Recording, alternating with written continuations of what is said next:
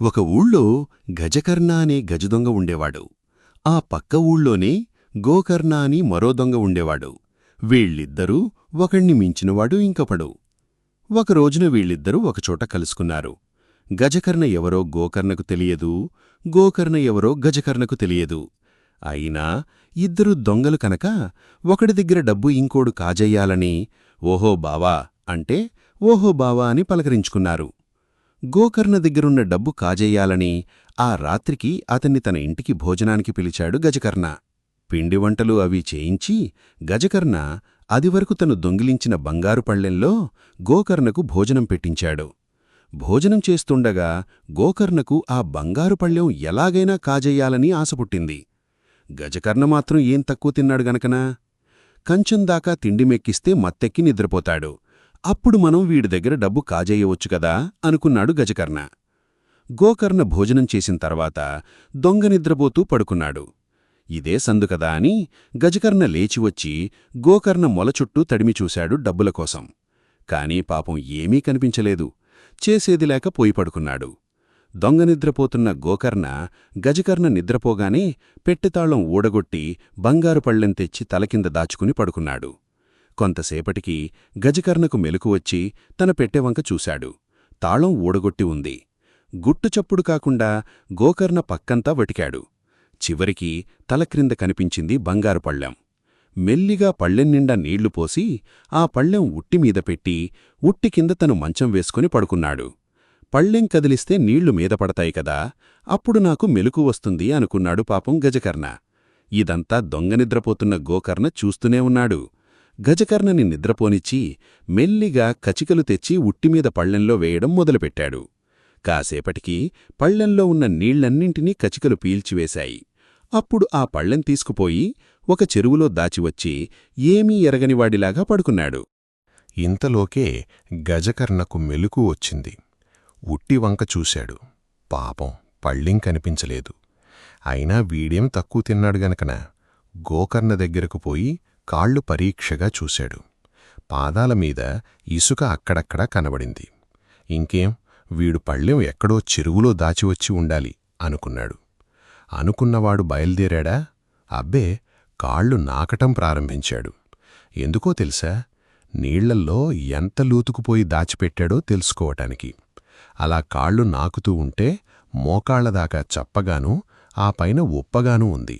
కనుక తప్పకుండా మోకాళ్లోతు నీళ్లల్లోకే పోయి పళ్ళెం అక్కడ దాచి ఉంటాడు. అందుకనే మోకాళ్ల వరకు చప్పగా ఆ పైన ఉప్పగా ఉంది అనుకున్నాడు. ఆ ఊళ్ళో ఉన్నది ఒక్కటే చెరువు. మోకాలి లోతు వరకు పోయి వెతికితే దాంట్లో పళ్ళెం దొరికింది. పళ్ళెం తీసుకుని గజకర్ణ ఇంటి గుమ్మం దగ్గరకు రాగానే గోకర్ణ ఎదురుగా పోయి, బావా, నేనేమో అనుకున్నానుగాని నన్ను మించినవాడివే నువ్వు కూడా. ఇకనుంచి మనమిద్దరం కలిసి వ్యాపారం సాగిద్దాం.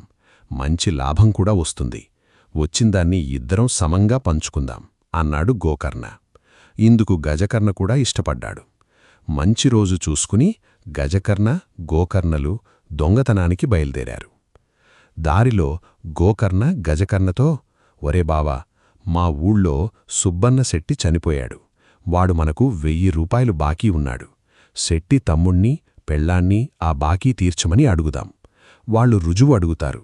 అప్పుడు మనం ఏం చెబుదామో అని అడిగాడు. అది కూడా నువ్వే చెప్పు అన్నాడు గజకర్ణ. అయితే విను, శెట్టిని దహనం చేసిన చోటనే ఒక గొయ్యి తీసి అందులో నిన్ను పూడ్చిపెడతాను. నీకు మాత్రం గాలి ఆడేట్టుగానే పూడ్చిపెడతానులే. తరువాత నేను వెళ్ళి శెట్టి పెళ్ళాం వాళ్లను డబ్బడుగుతాను. అప్పుడు వాళ్ళు నీకు బాకీ ఉన్నట్టు రుజువు లేనిదే మేమెలా నమ్ముతాం అంటారు. కావాల్సొస్తే శెట్టిగారిని దహనం చేసిన చోటికి పోయి శెట్టిని పిలుస్తాను. శెట్టి పలికితేనే నాకు డబ్బులివ్వండి అని వాళ్ళని ఇక్కడికి తీసుకొస్తాను. తీసుకొచ్చి, ఓ సుబ్బన్న శెట్టీ అని పిలుస్తాను. నువ్వు గోతిలో నుంచి ఓ అని పలుకు.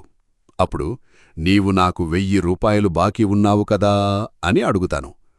అవును అని పలుకు. నిజమే గదా అనుకుని వాళ్ళు 1000 రూపాయలిస్తారు. ఇద్దరం పంచుకుందాం అన్నాడు గోకర్ణ. సరే, బాగుందంటే బాగుందనుకున్నారు తోడు దొంగలిద్దరు. గజకర్ణని పూడ్చిపెట్టి గోకర్ణ శెట్టిగారింటికి వెళ్లాడు. అనుకున్నట్టుగానే రుజువులేనిదే బాకీ తీర్చము అన్నారు శెట్టి పెళ్ళాంవాళ్లు. సరేనని గోకర్ణ వాళ్లని తీసుకుని గజకర్ణని పూడ్చిపెట్టిన చోటికి వచ్చి, "ఓ సుబ్బర్ణశెట్టీ" అని పిలిచాడు. "ఓ" అని పలికాడు గజకర్ణ గోతిలోంచి. "సుబ్బన్నశెట్టీ, నువ్వు నాకు 1000 రూపాయలు బాకీ ఉన్నావు కదా" అని తిరిగి అడిగాడు గోకర్ణ. "అవునూ" అని పలికాడు గజకర్ణ గోతిలోంచి. పాపం శెట్టి పెళ్ళాం వాళ్ళు నిజమే కదా అనుకుని గోకర్ణని తీసుకెళ్లి 1000 రూపాయలు అప్పగించి పంపారు.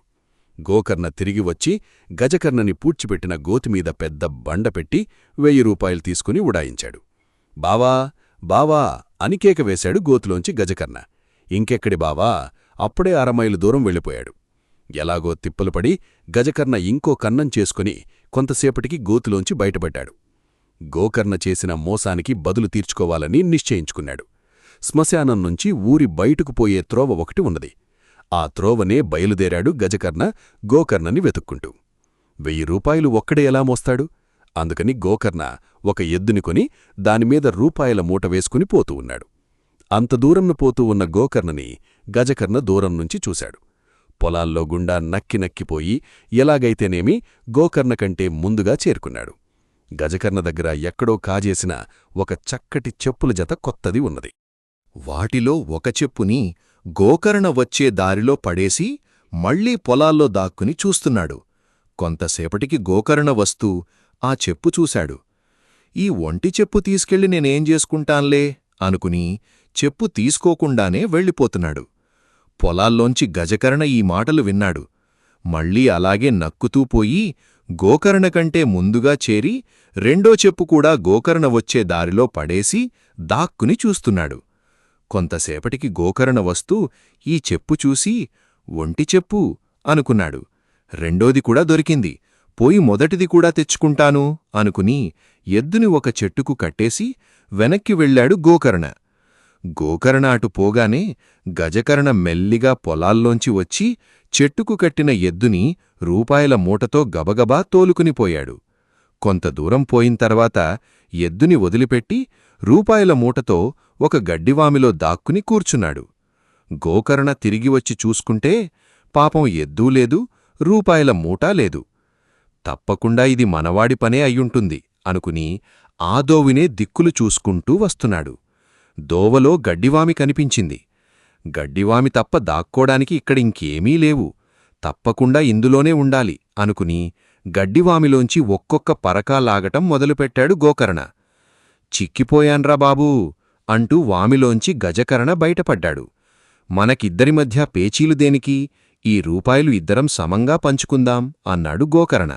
సరేనంటే సరేననుకుని అలాగే పంచుకుని మళ్లీ మామూలుగా ఇళ్లకు చేరుకున్నారు ఆ తోడు దొంగలిద్దరూ. కథ నచ్చితే లైక్ చేయండి, మిత్రులతో షేర్ చేయండి. మరిన్ని ఆసక్తికరమైన కథల కోసం సబ్స్క్రైబ్ చేయండి.